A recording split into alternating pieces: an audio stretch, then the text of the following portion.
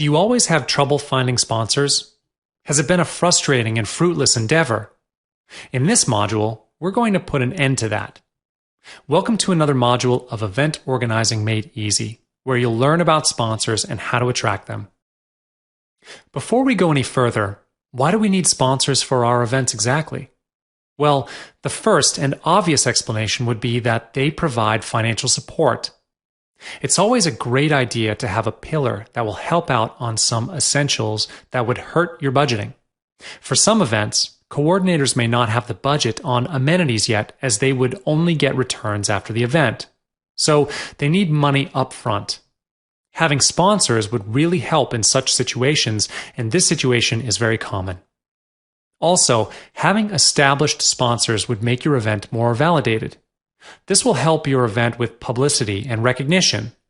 With big sponsors especially, you might even get the attention of the media. More people would flock to your event when you have sponsors who are renowned. Before we go into the details of how to attract sponsors, we must first know why is it that big companies sponsor events. When we know what they gain from a sponsorship deal, only can we know how to approach and convince them. One of the reasons why organizers do sponsorships is, of course, brand visibility. It's part of marketing, really. They want their brand to be as visible as possible so that they'll be well known, and this usually brings profit for them. They also want brand recognition. Sponsorships can really help strengthening their brand and image, especially when an event involves charity. The company would be interested to be a part of it. First, because it creates good publicity for them, and also, some companies show support to a certain cause. Another reason why companies would sponsor a certain event is so that they could sample their products. Some sponsors, for example, an isotonic drink company, would request a spot in the ground of the event so that they could distribute their samples to the participants.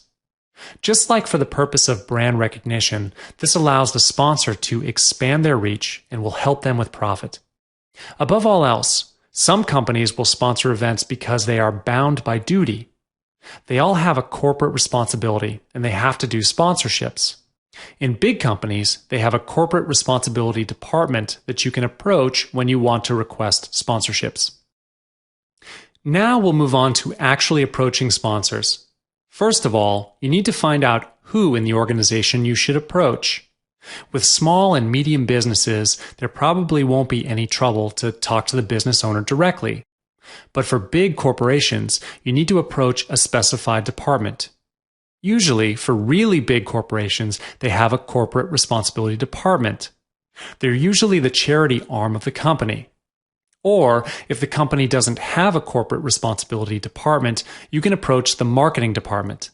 They are responsible for the company's image too, so you can bring the proposal for a sponsorship to them. Get in touch with them, then follow their procedure should they have one. Usually, they get a large number of sponsorship requests, so they've established a procedure for all the applications. When you get through to them, you have to give them a reason to sponsor you. Previously, we've explored effective methods in pitching. In appealing to the sponsors, it's quite similar to what you learned in that module. The only difference is that, with sponsors, there's one extra element that you need to have in your pitch: emotional. Remember that you need the sponsors more than they need you. What you can do is leverage on emotions when you request for sponsorship.